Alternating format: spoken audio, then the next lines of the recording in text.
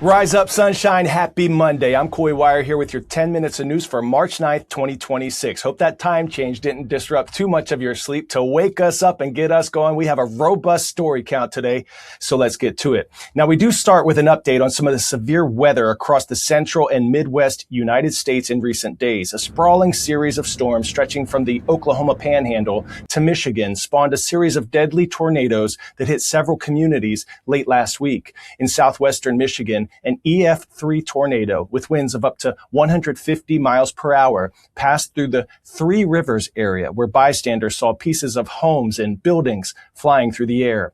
One man and his grandmother narrowly survived after it ripped the roof off of the grocery store as they were shopping inside. That's where we were at, Grandma. Right in the middle of it? Yeah, see, it even ripped the roof off. Oh my gosh. That's where we were, dude. At least 8 people were killed in the storms. Communities are beginning to clean up and assess damage. 26 tornadoes have been reported in 6 states across the regions in just the last week.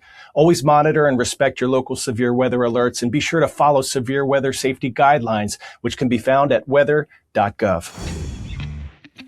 Pop quiz, hot shot. Which U.S. state has the longest coastline? Hawaii, Florida, California, or Alaska?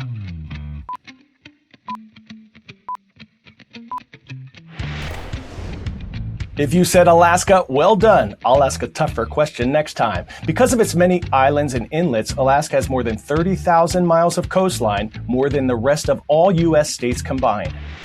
Some of us are going to be snow doggone excited about this next story, including our very own Victor Blackwell, who recently took a trek to Alaska to test his mushing skills. We see you, Victor.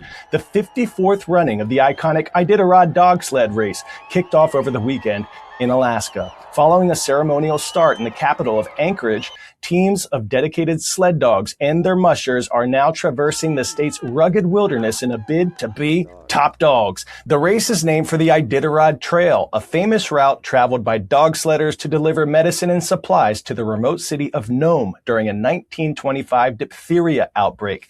Nome still has lots of just gravel roads and trails for the most part. The race is usually just under 1,000 miles, but that changes each year based on conditions. Last year's race was the longest ever, a whopping 1,128 miles. Woof. And get this, the finish line is over 3 times closer to Russia than it is to the starting point. The treacherous trek sometimes takes more than 2 weeks to complete. The fastest finish on record was in 2017, a blazing 8 days, 3 hours, 40 minutes, and 13 seconds. That is phenomenal. Now to Chicago, where a new piece of presidential history is set to be unveiled. Former President Barack Obama has announced his new presidential center that will officially open to the public this summer on Juneteenth, or June 19th, the federal holiday commemorating the effective end of slavery in the U.S. in 1865. The Obama Presidential Center will feature a library and museum dedicated to the 44th President and First Lady, Michelle Obama. The couple broke ground on the project in 2021 on Chicago's South Side. They chose the location to pay tribute to the city where they met and began their careers. Chicago is where I found the purpose I'd been seeking. It's where I finally put my ideas about democracy and activism and social change to the test.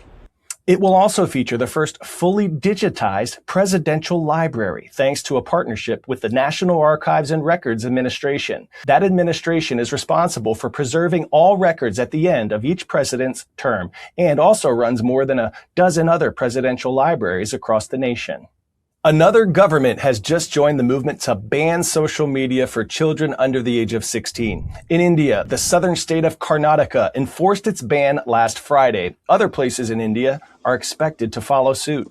Kids should not be using Instagram and all the influence social media apps, which is better for the future and which will help them to grow better instead of mindlessly exploring like brain rots and all. So according to me, it's really a good decision by the government. Concerns surrounding teen social media addiction have ignited a global conversation about what limits should be put in place. Australia was the first country to ban social media for kids back in December, and at least 9 other countries are considering similar bans, including Britain, Denmark, Greece, and Indonesia. Solar panels are becoming more common for companies and homeowners who want to harness the energy of the sun, but obstructions like shade, pollen, leaves, even bird dew, sometimes cover the panels, reducing their effectiveness. One company, though, just invented a potential game changer that mimics sunflowers. Check this out. Conventional solar panels have a pretty big weakness. They just sit there, static, losing out on direct sunlight. But one firm saw a solution for that in nature. My name is Jim Gordon, and I'm the CEO of Smart Flower Solar. We looked at Mother Nature. We saw how a sunflower opens its petals at sunrise. The petals are pointed at the sun, and they follow the sun across the sky till sunset, and they retract back to the stem. So our inspiration for creating this technology that produces more solar energy in a small footprint was we wanted to track the sun across the sky. This technology is not just a concept. It's being adopted around the world, as far as this wine and cattle estate in Victoria, Australia. We're able to go and install this system in urban areas, suburban areas, and rural areas because the footprint required is much smaller than conventional solar. We pack a lot of power in a very small footprint. This bed of 5 smart flowers is in the grounds of Toyota Motor Manufacturing in West Virginia. The smart flower technology that we use creates enough energy to power our team member services facilities and our EV charging stations that are in that area. Those smart flowers are symbolic of innovation and creativity with their unique design. Those skills are so important to us in advanced manufacturing that it was just a natural fit to bring that technology here to our plant. The design also helps tackle another big challenge that hinders traditional solar panels. Dust, pollen and grime can blanket fixed panels, thereby blocking sunlight and dragging down their efficiency between 10 and 40%, according to a recent study. Brushes sweep the panels clean. Just over 1,000 mountain gorillas remain. They are one of the rarest great apes on the planet. They live in just 3 countries, Rwanda, Democratic Republic of Congo, and Uganda. And Uganda offers one of the most unforgettable wildlife experiences in the world, the Uganda Gorilla Trek. Visitors pay for a brief visit, helping to fund conservation, anti-poaching patrols, and local communities.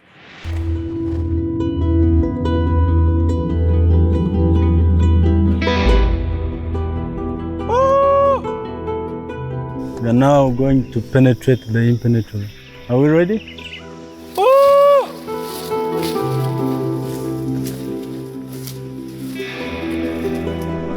Gorillas are actually very silent and it's very calm.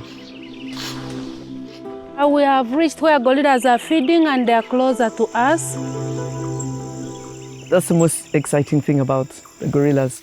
You can be walking, looking for them, thinking, will I ever see them? Then suddenly they're there. And it's such a magical feeling when they just appear out of nowhere.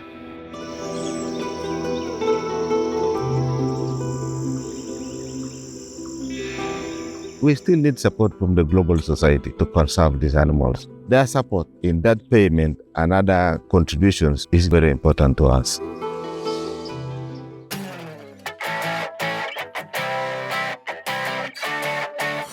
Today's story getting a 10 out of 10. Girl Scouts trading the cookie booth for the courtroom, building courage, confidence, and character along the way. Approximately 40 girls from 24 different local troops stepped into the courtroom for Project Law Track 2026, a mock trial program hosted by the Girl Scouts of Greater Chicago and Northwest Indiana.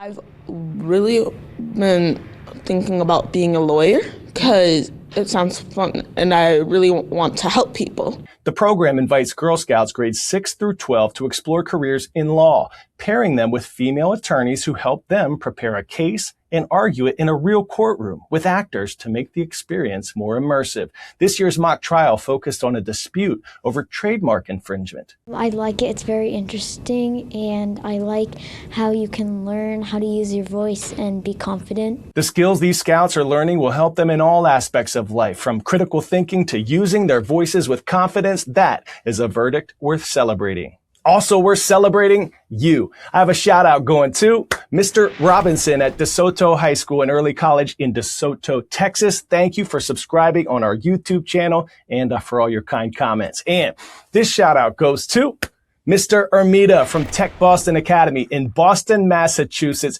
Rise up. How are you going to make this world a bit of a better place today? Even if it's just making someone smile, I believe in you. I'm Coy Wire, and we are CNN 10.